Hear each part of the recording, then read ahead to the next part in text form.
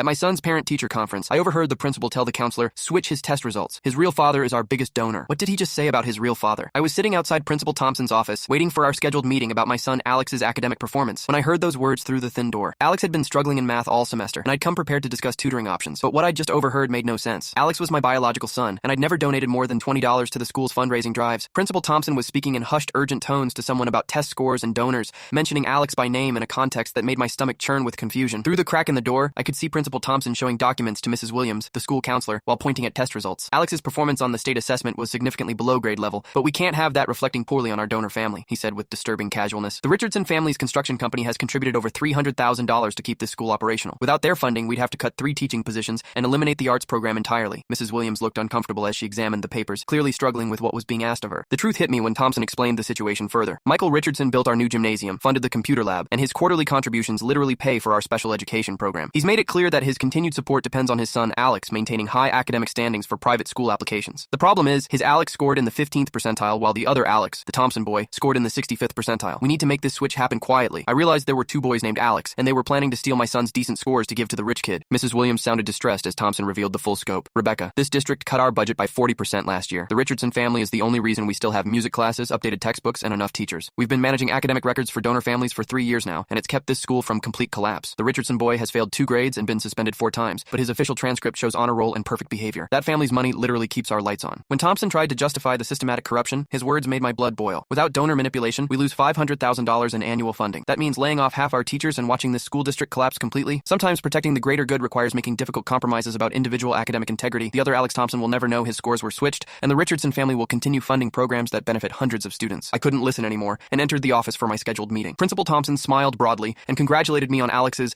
outstanding test performance, claiming he'd scored much higher than expected. The manipulation was already in motion, but I played along while secretly recording everything on my phone. I asked detailed questions about Alex's supposed academic improvement, listening to Thompson fabricate explanations for the sudden score increase while gathering evidence. After the meeting, I contacted the state education department and provided them with the recording. The investigation revealed that Richardson Construction had been systematically bribing school officials for years, not just for grade manipulation, but for fraudulent graduation requirements and falsified college recommendations. Principal Thompson and 2 administrators were arrested for educational fraud, while the Richardson family faced federal charges. My son Alex kept his honest test scores, and the school implemented new oversight measures to prevent wealthy families from buying their children's grades at the expense of hardworking students like mine.